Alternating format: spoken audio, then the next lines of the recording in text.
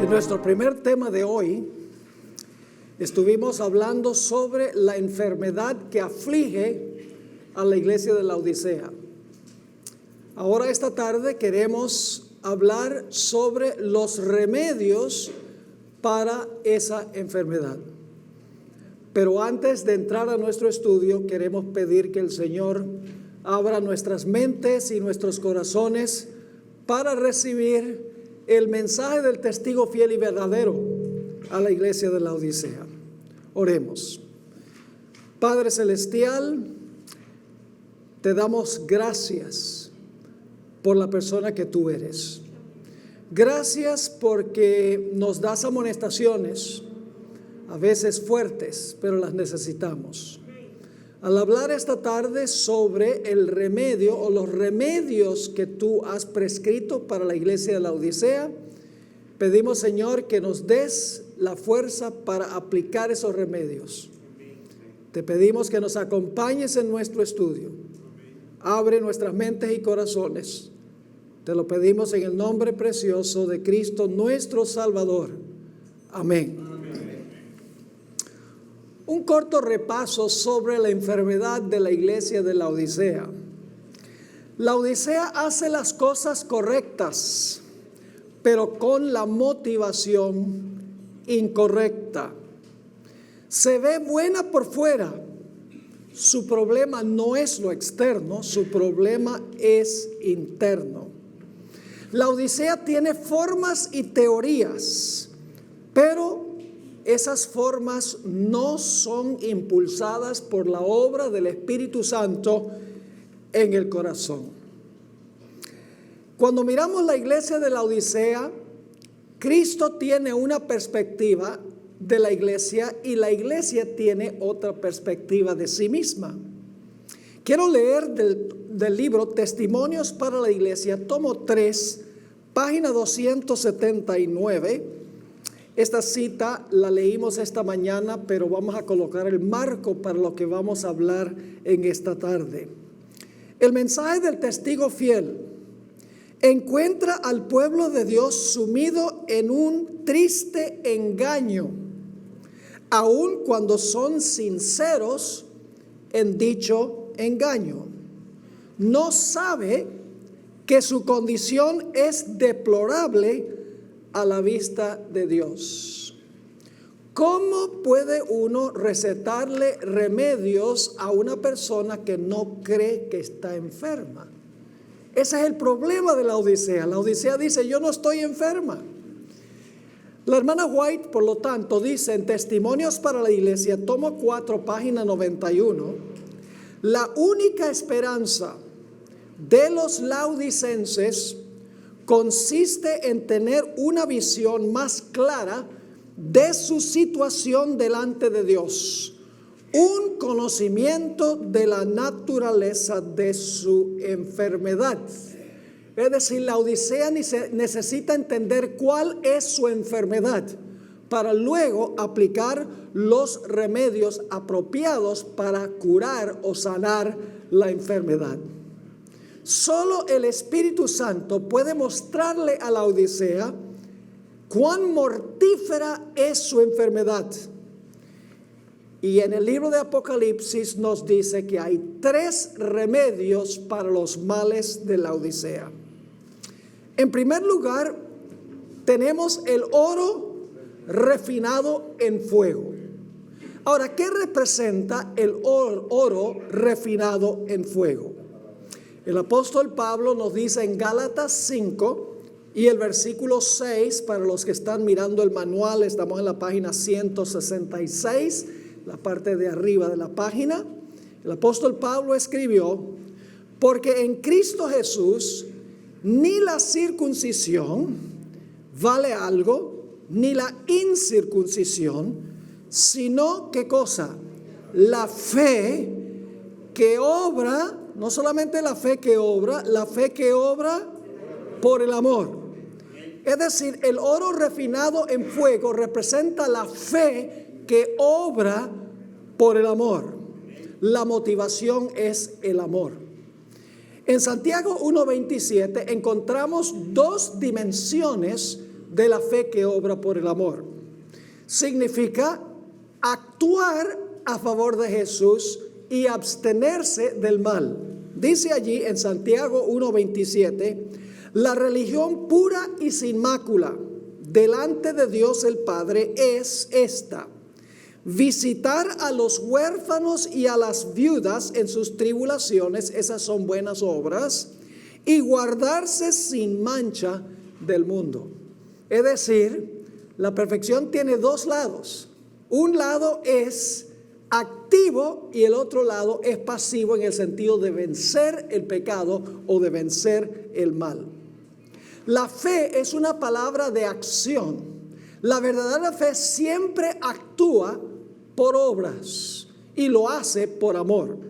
Noten 1 de Timoteo, el capítulo 6 y el versículo 17 hasta el versículo 19.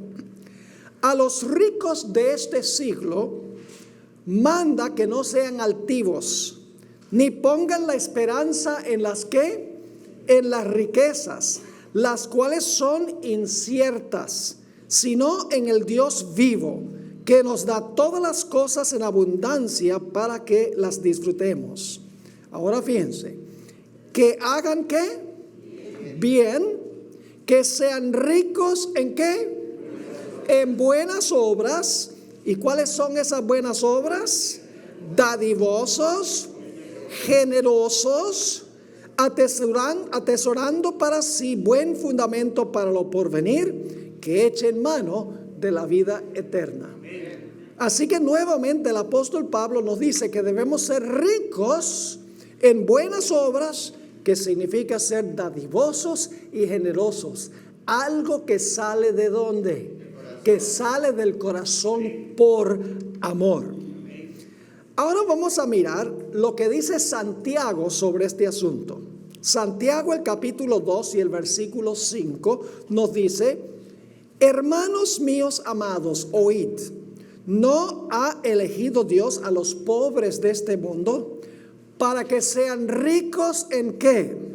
En fe, y herederos del reino que ha prometido a los que le aman. No se puede separar la fe de las obras, ni la fe de las obras del amor.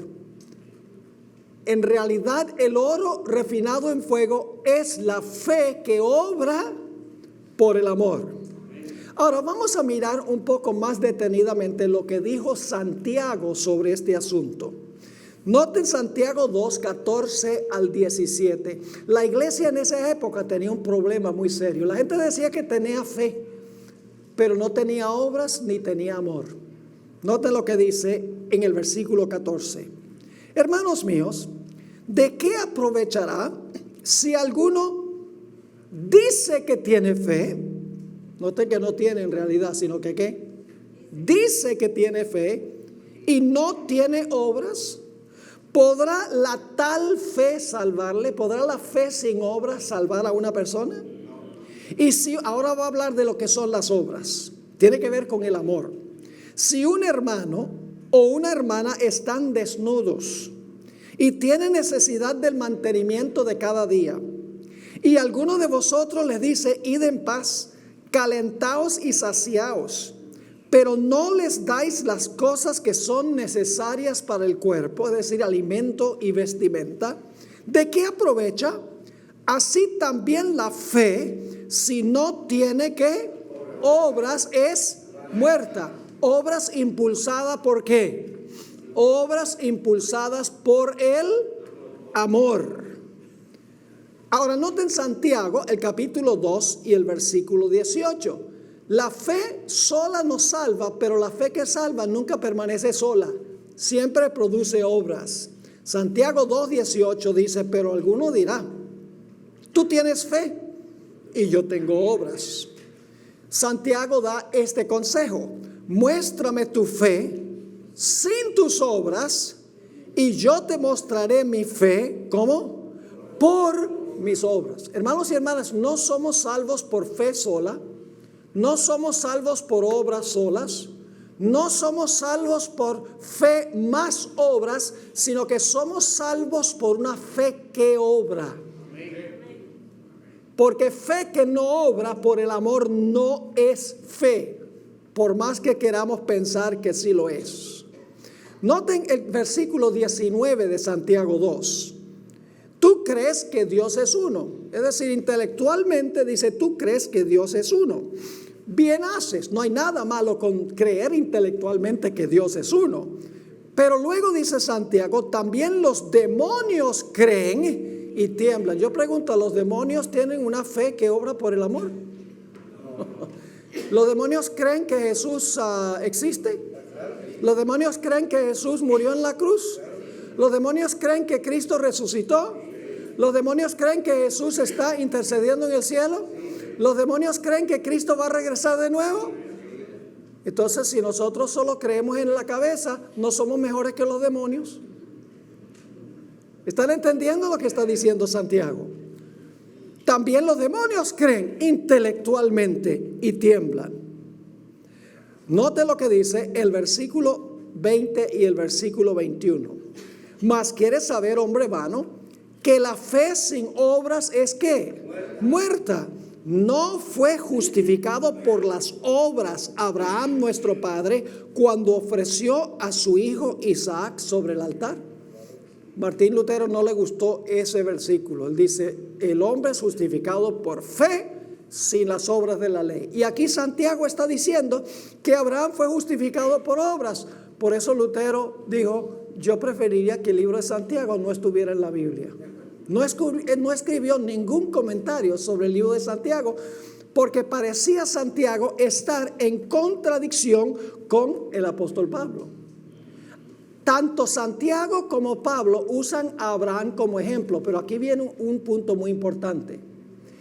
Pablo usa a Abraham como ejemplo cuando Abraham salió de Ur hacia la tierra prometida, al principio de su transitar cristiano. Santiago usa el ejemplo de Abraham cuando al final de su vida estuvo dispuesto a sacrificar a su hijo. Es decir, Abraham demostró que tenía fe porque estuvo dispuesto por amor a Dios a obedecer a Dios aún sacrificando a su hijo. En otras palabras, su amor para con Dios era tan grande, más grande que el amor para con su propio hijo. El énfasis de Pablo es cómo se salva una persona. Santiago enfatiza cómo debe vivir una persona que es salva. Es decir, Pablo habla de la raíz de la salvación, mientras que Santiago habla del fruto de la salvación. Y si no hay fruto de la salvación, es porque hay un problema con la raíz. Noten Santiago 2 y el versículo 22.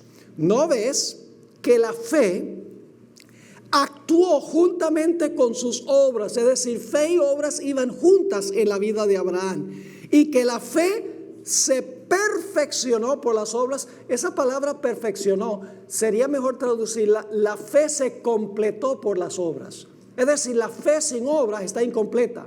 Las obras sin fe están incompletas. La fe que obra es algo completo. Ahora, déjenme darles algunos ejemplos. Cuando usted abre una puerta, ¿cuál de los dos lados se mueve primero? ¿El lado de adentro o el lado de afuera? Los dos lados se mueven simultáneamente. ¿No es así?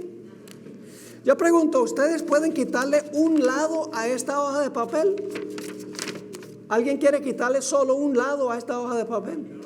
No, es imposible, porque un papel tiene ¿qué?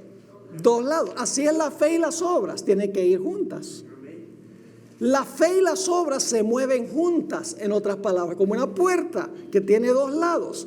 Fe y obras juntas. Ahora, si yo le preguntara esto, cuando ustedes arrancan el carro por la mañana y lo ponen en drive y empujan el acelerador, ¿cuáles ruedas se mueven primero? ¿Las de atrás o las de adelante? La gente siempre dice, bueno, ¿es tracción trasera o tracción delantera? No interesa, porque si es tracción trasera, el instante que se mueven las ruedas de atrás, siguen las ruedas de adelante. La fe propulsa y las obras siguen. Otro ejemplo que les podría dar, y este ejemplo lo van a recordar porque es supremamente importante. Cuando ustedes están en un bote de remos, ¿cuál remo es más importante, el remo derecho o el remo izquierdo? Los dos son igualmente importantes y tienen que trabajar ¿qué?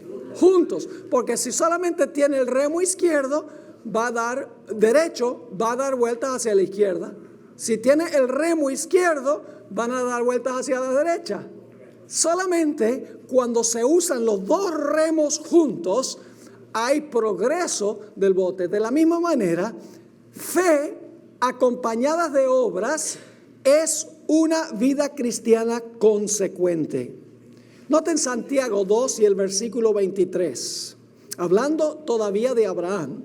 Y se cumplió la escritura que dice: Abraham creyó a Dios, es decir, Abraham tuvo fe en Dios y le fue contado por justicia y fue llamado, ¿qué cosa?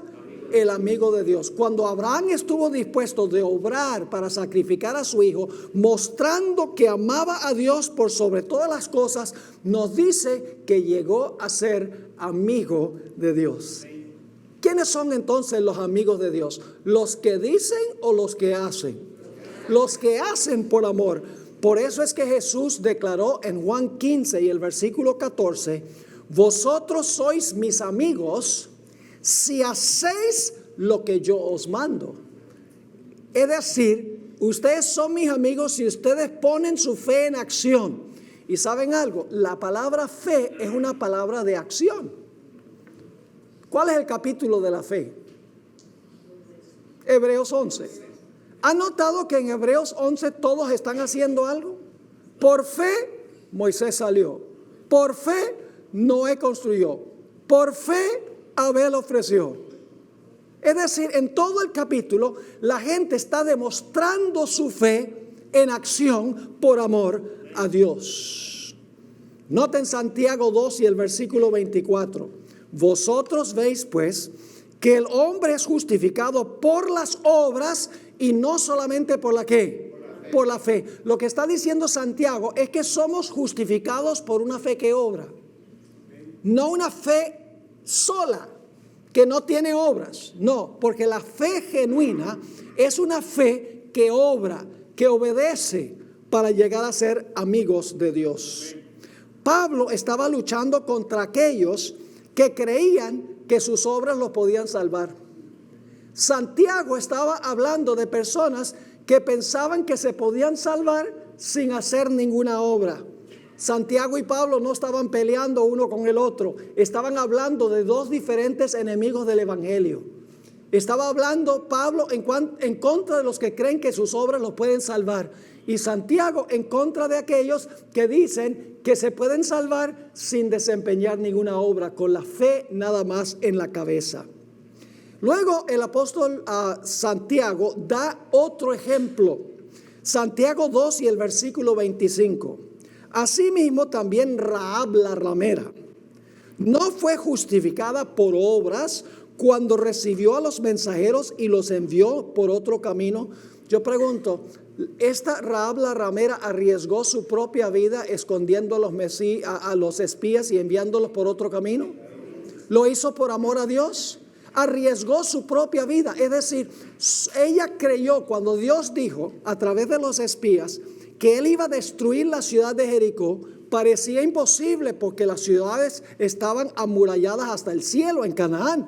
Ella creyó lo que Dios dijo y lo demostró en sus acciones, mandando a los espías por otro camino. Tuvo una fe que obra, en otras palabras. Santiago 2:26 concluye el argumento de Santiago sobre lo que significa la fe que obra por el amor de la siguiente manera: porque como el cuerpo sin el espíritu está muerto, así también la fe sin obras está muerta. Yo pregunto, ¿una fe muerta te puede salvar? No. Ahora yo les pregunto, ¿qué es más importante? ¿El cuerpo sin el espíritu o el espíritu sin el cuerpo? Ustedes saben que el espíritu sin cuerpo no funciona y el cuerpo sin el espíritu no funciona. Tienen que ir ¿qué? juntos. La fe que obra por el amor tienen que ir juntos. Noten esta cita del Espíritu de Profecía, Mensajes Selectos, tomo 1, página 465. La gracia es un favor inmerecido y el creyente es justificado sin ningún mérito de su parte, sin ningún derecho que presentar ante Dios. Es decir, nosotros no podemos decir, yo soy bueno, Señor, sálvame. No, nadie puede decir eso. Es justificado mediante la redención que es en Cristo Jesús, quien está en las cortes del cielo como el sustituto y la garantía del pecador. Pero, ahora viene el pero, si bien es cierto que es justificado por los méritos de Cristo, no está en libertad de proceder injustamente. La fe obra por el amor y purifica el alma. La fe brota, florece y da una cosecha de precioso ¿qué? Fruto. Donde está la fe, aparecen ¿qué cosa? Las buenas obras. Ahora, ¿cuáles son las buenas obras? Los enfermos son visitados, se cuida de los pobres, no se descuida a los huérfanos ni a las viudas, se viste a los desnudos, se alimenta a los desheredados. ¿Y por qué hacemos eso? ¿Porque vamos a sacar alguna ventaja? No, sencillamente ¿por qué? Obramos de esa manera porque tenemos fe en Dios y porque le amamos a Él y amamos a nuestros semejantes. Cristo anduvo haciendo bienes y cuando los hombres se unen con Él, aman a los hijos de Dios y la humildad y la verdad guían sus pasos. Así que el primer remedio es el oro refinado en fuego, que significa la fe genuina que obra por obras de amor. Ahora, el segundo remedio son vestiduras blancas, según vimos. En su inocencia, Adán y Eva estaban desnudos en lo que respecta a vestiduras de confección humana. Ellos no tenían vestiduras de gabardina, ni de lino, ni de seda. Estaban desnudos, pero estaban cubiertos de un glorioso manto de luz. Note lo que dice Génesis 2:25. Y estaban ambos desnudos, Adán y su mujer, y no se avergonzaban. Pero luego Adán y Eva pecaron. ¿Y cuál fue el primer resultado de su pecado? Perdieron su manto de ¿qué? Su manto de luz. ¿Y se vieron qué? Desnudos. Ahora, ¿cómo procuraron resolver ellos el problema de su desnudez? Oh, dice la Biblia que hicieron mantos con hojas de ¿qué? Con hojas de higuera, y se taparon su desnudez. Pero ¿saben lo que es interesante? Que aún después que ellos se cubrieron con las hojas de higuera, todavía se sentían desnudos. Noten lo que dice Génesis 3 y el versículo 7. Entonces fueron abiertos los ojos de ambos y conocieron que estaban desnudos. Entonces cosieron hojas de higuera y se hicieron ¿qué cosa? Delantales. Pero después de cubrirse con las hojas, se esconden en el huerto y todavía se sienten desnudos. Es decir, su desnudez no era desnudez de cuerpo, sino que era la desnudez de su alma. Dice en el versículo 10 de Génesis 3, y él respondió, esto es Adán, oí tu voz en el huerto y tuve miedo. Ya se había cubierto con las hojas de higuera en este momento. Dice, tuve miedo porque estaba ¿qué? Desnudo y me escondí. En realidad las hojas de higuera no taparon la desnudez, porque estaban destituidos del manto glorioso de luz con que Dios los había vestido. En Isaías 64 y el versículo 6 nos dice cuánto vale nuestra propia justicia. Dice, si bien todos nosotros somos como suciedad, y todas nuestras justicias, no las injusticias, todas nuestras justicias, como qué cosa, como trapos de inmundicia. Así que aquí están Adán y Eva desnudos, destituidos del manto de luz. ¿Cómo resolvió Dios el problema de su desnudez? Génesis 3:21 tiene la respuesta. Dice allí, y Jehová Dios hizo al hombre y a su mujer túnicas de poliéster. No, eso no es lo que dice. Túnicas de gabardina. No, túnicas de ¿qué? De pieles, y los vistió. ¿Cómo cubrió Dios la vergüenza de la desnudez de Adán y Eva? Con las pieles de corderos. ¿Qué tuvo que pasar para adquirir las pieles de los corderos? Tuvieron que morir los corderos. Dios estaba enseñándoles a Adán y Eva que la única forma que iba a cubrir la vergüenza de su desnudez era por la muerte de Cristo, para cubrir con su justicia la vergüenza de su desnudez. Así que los mantos representan justicia, la justicia de Cristo. Noten Isaías 61 y el versículo 10. En gran manera me gozaré en Jehová.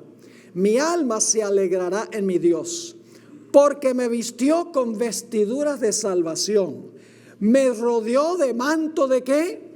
Manto de justicia. Como a novio me atavió, y como a novia adornada con sus joyas. ¿Qué representa entonces el manto? Representa la justicia perfecta ¿de quién?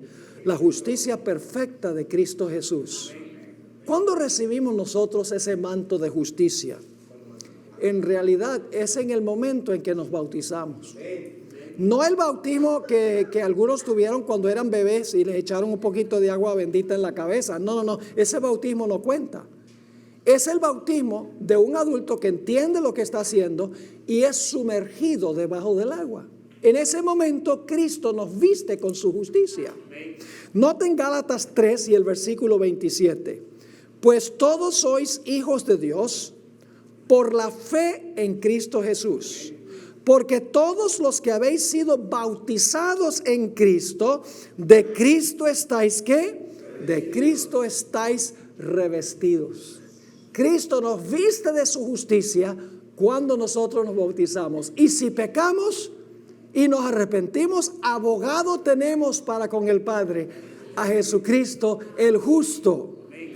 En Apocalipsis 19, 7 y 8 nos dice que en el reino venidero el pueblo de Dios estará vestido con un glorioso manto de luz que simboliza la justicia de Cristo.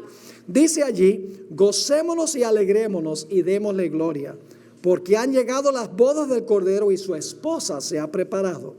Y a ella se le ha concedido que se vista ¿de qué? De lino fino, limpio y resplandeciente. ¿Qué es eso? Porque el lino fino es ¿qué cosa? Las acciones justas de los santos. Es decir, cuando tenemos la justicia de Cristo, las acciones que desempeñamos son ¿qué? Justas, porque dice aquí, el lino fino es las acciones justas de los santos. Una fe que obra por el amor. En Apocalipsis 7, 13 y 14 nos dice cómo limpiamos nuestras vestiduras. Dice entonces uno de los ancianos habló diciéndome: estos que están vestidos de ropas blancas, ¿quiénes son y de dónde han venido? Yo le dije: Señor, tú lo sabes. Y él me dijo: estos son los que han salido de la gran tribulación. ¿Y cómo lavaron sus ropas? La ropa de la injusticia que ellos tenían.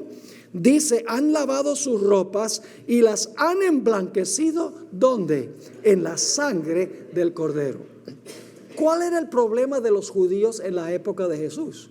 ¿Tenían muchas obras los que vivían en el tiempo de Jesús? ¿Ayunaban? Sí. ¿Guardaban el sábado? Sí. ¿Ayunaban? ¿Cómo no? ¿Se abstenían de comer ciertas cosas que no se deben comer? Lógicamente que sí. Tenía muchas obras. Pero el problema es que eran obras producidas por su propia justicia. Noten Romanos el capítulo 10 y el versículo 3. Porque ignorando la justicia de Dios, este es el pueblo de la época cuando escribe Pablo, porque ignorando la justicia de Dios y procurando establecer ¿qué cosa? La suya propia, no se han sujetado a la justicia de Dios. Es decir, cuando tenemos una fe que obra, la gloria es ¿para quién? La gloria es para Dios, porque Él fue el que nos dio su justicia para que pudiéramos obrar por el amor. Elena White describió lo que significa el manto. Esta es una cita larga pero profunda. Palabras de vida del gran maestro, página 253. Este manto, tejido en el telar del cielo, no tiene un solo hilo de invención humana. Cristo en su humanidad desarrolló un carácter perfecto. ¿Y qué ofrece Jesús? Y ofrece impartirnos a nosotros este carácter. Como trapos asquerosos son todas nuestras justicias. Todo cuanto podamos hacer por nosotros mismos, como los fariseos, está manchado ¿cómo? Por el pecado. Pero el Hijo de Dios apareció para quitar nuestros pecados y no hay pecado en él. Se define el pecado como la transgresión de la ley, pero Cristo fue obediente a todo requerimiento de la ley. Él dijo de sí mismo: me complazco en hacer tu voluntad, oh Dios mío, y tu ley está en medio de mi corazón. Cuando estaba en la tierra, dijo a sus discípulos: he guardado los mandamientos de mi Padre. Ahora escuchen bien, ¿cómo se aplica esto a nosotros? Por su perfecta obediencia, ha hecho posible que cada ser humano obedezca los mandamientos de Dios. Ahora viene el secreto. Cuando nos sometemos a Cristo, ¿cuándo qué? Cuando nos sometemos a Cristo, el corazón se une con su corazón. La voluntad se fusiona con su voluntad. La mente llega a ser una con su mente. Los pensamientos se sujetan a Él. Vivimos su vida. Esto es lo que significa estar vestidos con el manto de su justicia. Entonces, cuando el Señor nos contempla, Él ve no el vestido de hojas de higuera, no la desnudez y la deformidad del pecado, sino su propia ropa de justicia, que es la perfecta obediencia a la ley de Jehová. Ese es el manto de justicia.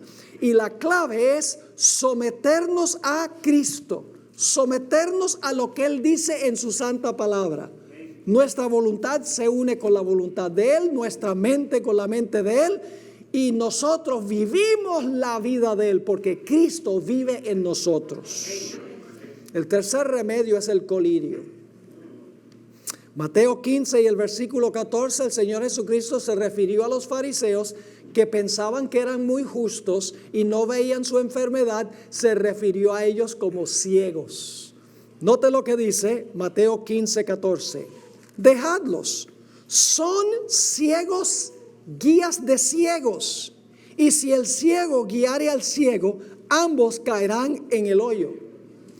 En Mateo 23, 16, 17, 19, 24 y 26, 5 veces Jesús se refirió a los escribas y fariseos como guías ciegos.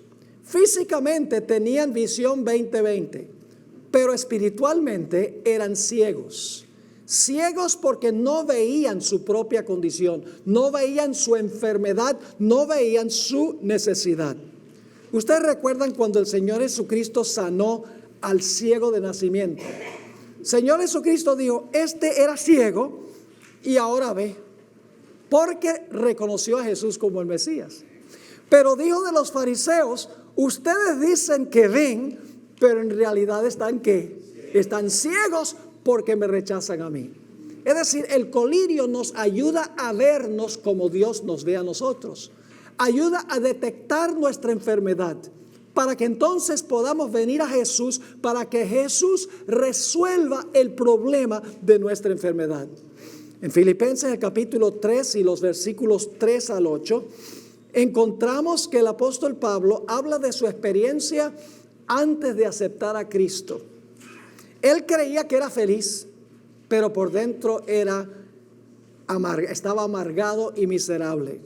Pensaba tener vista 20/20, pero estaba ciego. Creía ser rico, pero era pobre. Así describió su experiencia fuera de Jesús. Porque nosotros somos la circuncisión, los que en espíritu servimos a Dios y nos gloriamos en Cristo Jesús, no teniendo confianza en la carne, es decir, en nosotros mismos, en nuestra justicia, en nuestra grandeza, en nuestra perfección. Luego dice: aunque yo tengo también de qué confiar en la carne. Es decir, si todo fuera a confiar en lo que nosotros hacemos, yo puedo jactarme. Si alguno piensa que tiene, ¿De qué confiar en la carne? Yo más.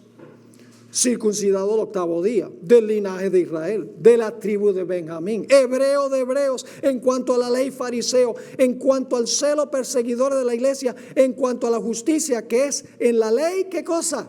Irreprensible. Dice, si uno se pudiera salvar por sus buenas obras, ya yo estaría en el reino.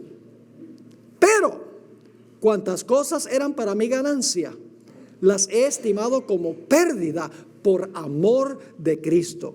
Y ciertamente aún estimo todas las cosas como pérdida por la excelencia del conocimiento de Cristo Jesús, mi Señor, por amor del cual lo he perdido todo y lo tengo por basura para ganar a Cristo. El amor llevó a Pablo a echar a un lado todo lo que tenía, porque tenía a Cristo Jesús. Vio su enfermedad, recibió a Jesús y reconoció que su justicia no lo salvaba, sino que lo salvaba la justicia de Jesús. En la siguiente cita, la hermana White nos explica lo que significan los 3 remedios. El oro probado en el fuego, que se recomienda aquí, es la fe y el amor. ¿Enriquece qué cosa? El corazón, porque ha sido refinado hasta su máxima pureza. Y cuanto más se prueba, tanto más resplandece. La vestidura blanca, ahora va a hablar del segundo remedio, la vestidura blanca es la pureza de carácter. La justicia de Cristo, ¿qué? Impartida al pecador. Es a la verdad una vestidura de tejido celestial que puede comprarse únicamente de Cristo para una vida de obediencia. ¿De qué clase de obediencia? Obediencia voluntaria. Ahora va a hablar del tercer remedio. El colirio es aquella sabiduría y gracia que nos habilitan para hacer ¿qué cosa? Para discernir entre el bien y el mal y para detectar el pecado bajo cualquier disfraz. Es decir, nos ayuda a ver nuestra verdadera condición, porque el corazón es engañoso por encima de todas las cosas. El colirio nos ayuda a vernos como Dios nos ve, no como nosotros queremos vernos. Sigue diciendo, Dios ha dado a su iglesia ojos, que Él quiere que sean ungidos con sabiduría para que vean claramente. Pero muchos sacarían los ojos de la iglesia si pudiesen, porque no quieren que sus obras salgan a la luz, no sea que resulten reprendidos. El colirio divino impartirá claridad al entendimiento. Cristo es el depositario de todas las gracias. Él dice, yo te aconsejo que de mí compres oro afinado en fuego. Esos son los 3 remedios que recomienda Cristo para la enfermedad de la Odisea. Ahora, en Apocalipsis 16:15 hay una gran advertencia. Esta advertencia aparece en el contexto de la 6ª plaga de Apocalipsis. Ya para ese tiempo la puerta de la gracia se ha cerrado. Pero Cristo advierte a la iglesia y le dice, hagan algo ustedes para que cuando llegue ese momento no sean hallados desnudos. Dice en Apocalipsis 16:15 Jesús, he aquí yo vengo como ladrón. Bienaventurado el que vela y guarda sus ropas para que no ande ¿qué? Desnudo y vean su vergüenza. Muchos en ese momento se encontrarán sin la justicia de Cristo Jesús. Ahora, ¿a dónde está Jesús en relación con la iglesia de la Odisea? No está en el corazón, ¿está dónde? Fuera del corazón. Entonces, ¿cuál es el problema de la Odisea? ¿Es un problema de qué? No con sus obras, es un problema del corazón. Noten Apocalipsis 3 y el versículo 20. Aquí dice Jesús, he aquí, yo estoy a la puerta y llamo. Está fuera de la puerta. Si alguno oye mi voz, ¿y qué? Y abre la puerta, ¿qué hará Jesús? Entraré a él y cenaré con él y él conmigo. Jesús tumba la puerta.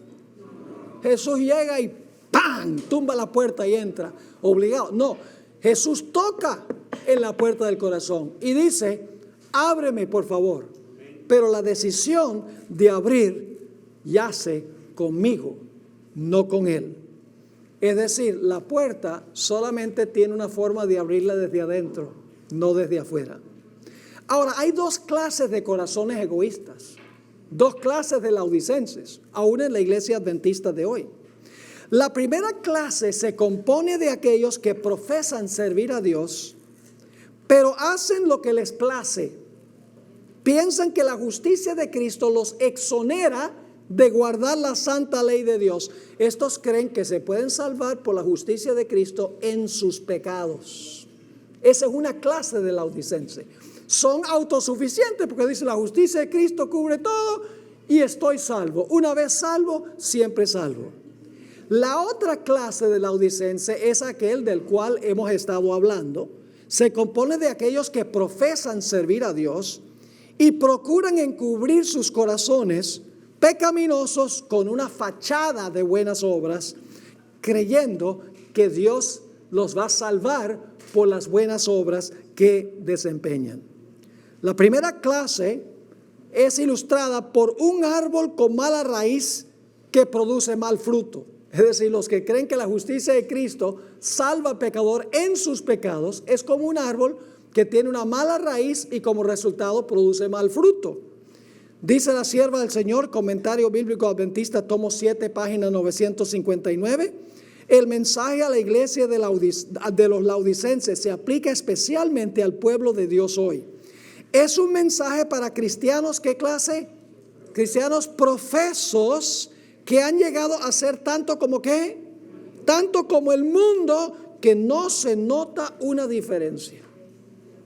Es decir, la justicia de Cristo lo cubre todo y no importa cómo yo viva.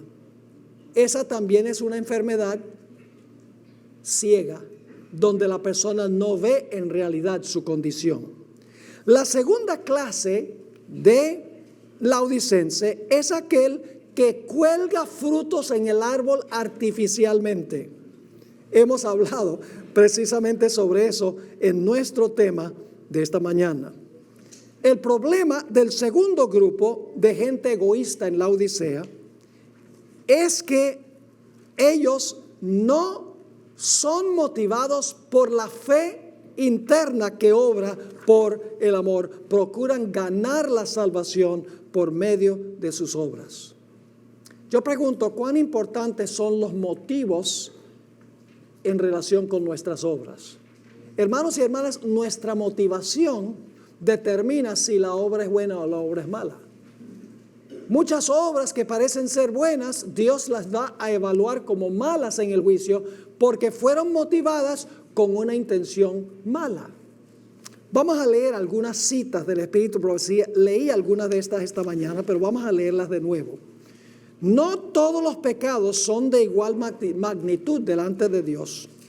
Hay diferencia de pecados a su juicio, como la hay a juicio de los hombres.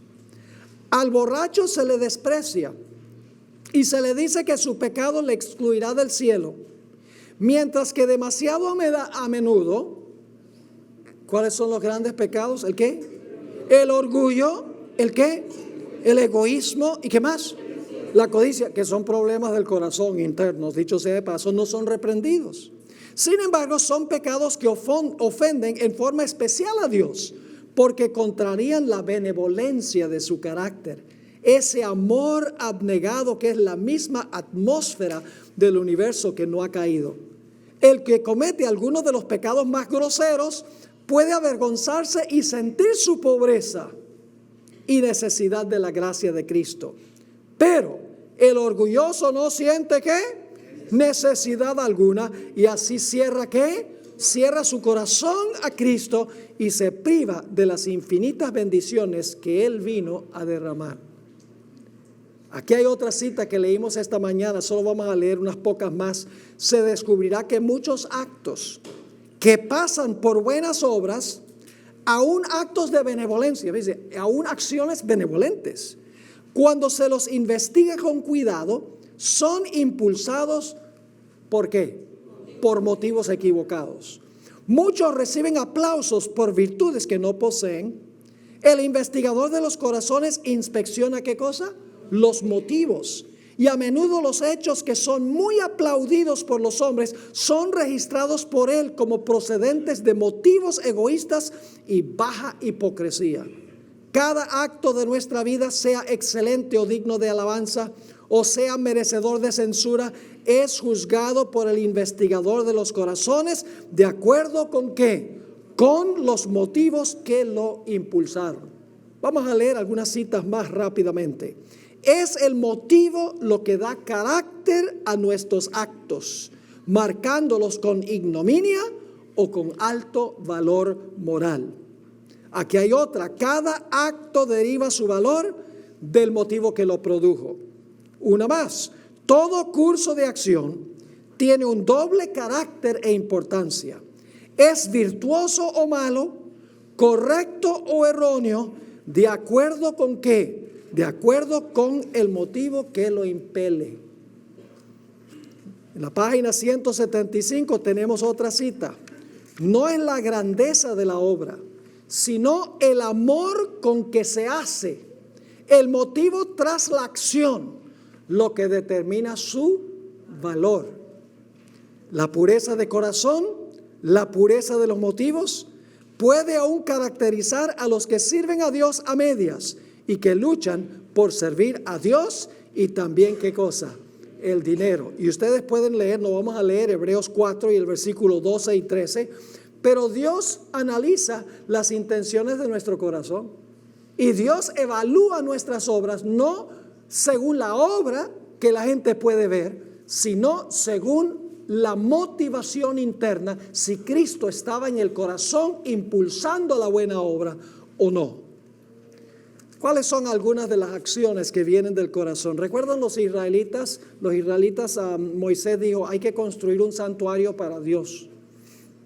¿Cómo dieron los israelitas? Ustedes pueden leerlo, aquí está en el manual. En Éxodo 25 dice que todos dieron como propusieron en su corazón.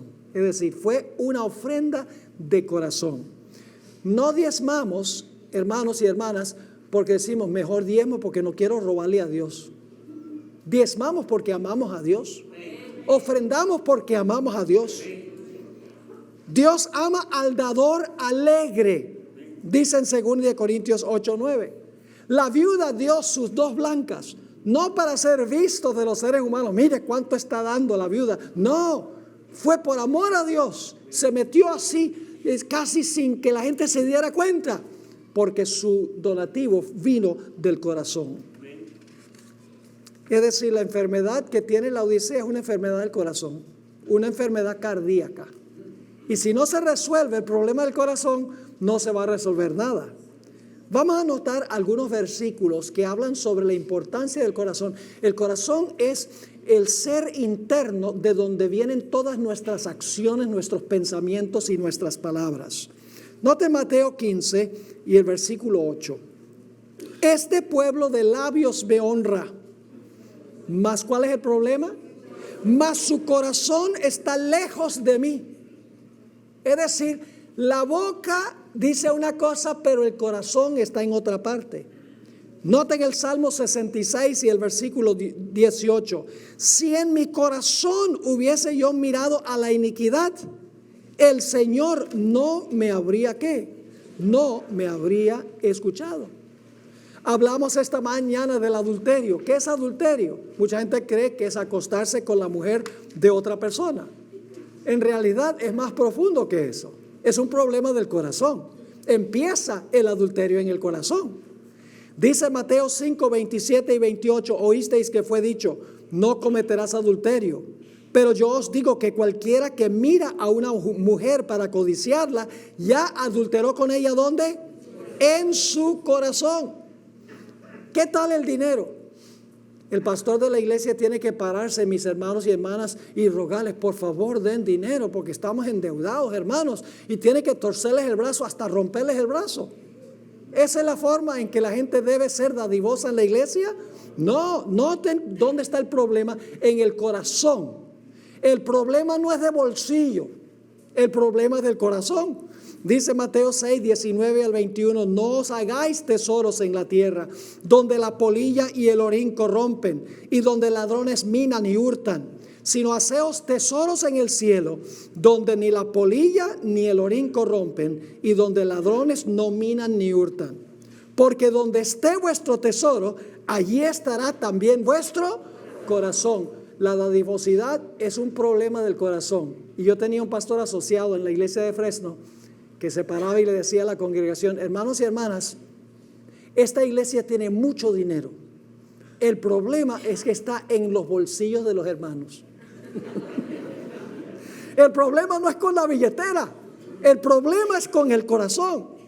Lo mismo, las palabras que hablamos salen desde el corazón. El problema es con el corazón. Mateo 12, 34 al 35. Generación de víboras, ¿cómo podéis hablar lo bueno siendo malos? Porque de la abundancia ¿de qué? Del corazón habla la boca. El hombre bueno del buen tesoro del corazón saca buenas cosas, y el hombre malo del mal tesoro saca malas cosas. El problema no es con nuestras palabras. Lavar la boca con jabón. Hay que lavar el corazón y entonces la boca estará bien. Noten Marcos 7, 21 al 23. Porque de adentro, del corazón de los hombres, salen los malos pensamientos, los adulterios, las fornicaciones, los homicidios, los hurtos, las avaricias, las maldades, el engaño, la lascivia, la envidia, la maledicencia, la soberbia, la insensatez. Todas estas cosas de adentro salen y contaminan al hombre. Todas esas malas acciones tienen su raíz ¿dónde? En el corazón. Y si no se limpia el corazón, no se limpia tampoco la conducta. Noten Deuteronomio 30 y el versículo 6. Y circuncidará Jehová de Dios tu ¿qué? Tu corazón y el corazón de tu descendencia.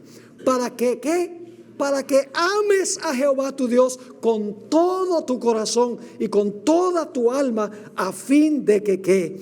De que vivas. Y la única clase de cirugía, como yo les mencionaba esta mañana, que hace Dios, es cirugía cardíaca. Dios no anda arreglando corazones. Dios no mete marcapasos. Dios no hace bypass. Dios no cambia válvulas. Dios arranca el corazón egoísta y mete en su lugar un corazón de carne. Salmo 37 y el versículo 31 dice: la ley de Dios está ¿dónde? En su corazón, por tanto sus pies no resbalarán. ¿Por qué nuestros pies no resbalan? ¿Por qué no vamos a pecar? Porque la ley de Dios está ¿dónde? En el corazón. De nada vale tener la ley en tablas de piedra. Hay que meterlas en el corazón para vivir en armonía con la ley. Jeremías 31 al 33 dice: he aquí que vienen días, dice Jehová, en los cuales haré nuevo pacto con la casa de Israel y con la casa de Judá. No como el pacto que hice con sus padres el día que tomé su mano para sacarlos de la tierra de Egipto. Porque ellos invalidaron mi pacto, aunque yo fui un marido para ellos, dice Jehová. Pero este es el pacto que haré con la casa de Israel después de aquellos días. Dice Jehová. ¿Qué va a hacer Dios? Daré mi ley en su mente y la escribiré ¿dónde? En su corazón. Y yo seré a ellos por Dios y ellos me serán por pueblo. ¿Saben cómo vivía Jesús? En el Salmo 40 y el versículo 8, aquí está hablando Jesús mesiánicamente. El hacer tu voluntad, Dios mío, me ha agradado.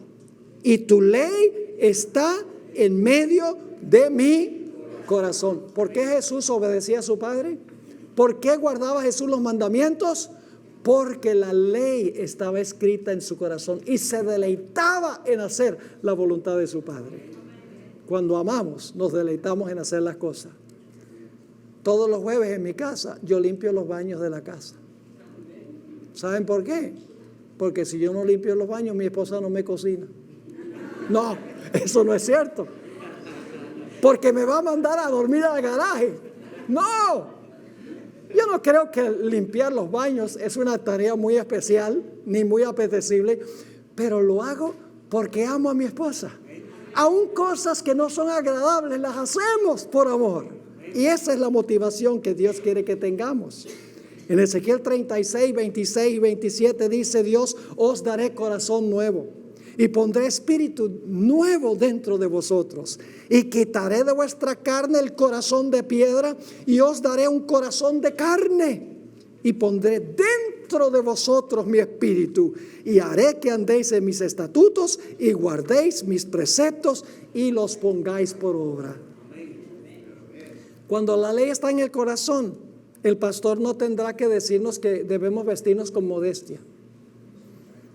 Hablaremos como Jesús, daremos como Jesús, actuaremos como Jesús, comeremos como Jesús, pero por las razones correctas. No haremos menos sino más. Tendremos una justicia mayor que la del fariseo. Seremos más obedientes a Dios, pero por la motivación correcta. Por eso el Señor Jesucristo dijo: bienaventurados los de limpio corazón, porque ellos verán a Dios. Saben que la iglesia de Laodicea tiene esperanza. Si aplicamos lo que hemos hablado esta mañana y esta tarde, Laodicea tiene esperanza. Voy a leer esta última cita del Review and Herald, 28 de agosto 1894. El consejo del testigo fiel no representa a aquellos que son tibios como sin esperanza. Todavía hay oportunidad para que remedien su condición. Y el mensaje laodicense está lleno ¿de qué? De ánimo. La iglesia que se ha apartado de él puede aún comprar el oro de la fe y el amor.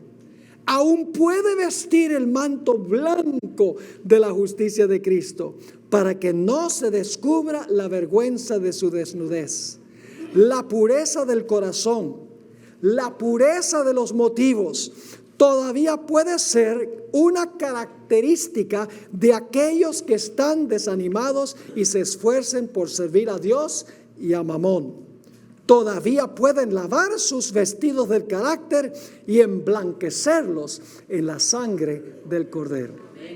Hay esperanza para la Odisea si sencillamente permitimos que Dios haga su obra en nuestro corazón.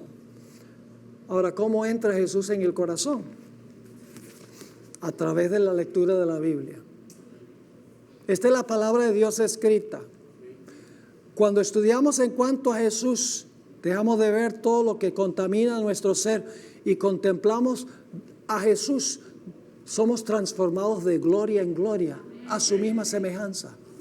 Dejamos a un lado lo que contamina nuestra mente y llenamos nuestra mente de Jesús a través de su palabra, y tendremos una victoria tras otra, y nos daremos cuenta que nuestra vida es una vida consecuente porque Cristo está en nuestro corazón.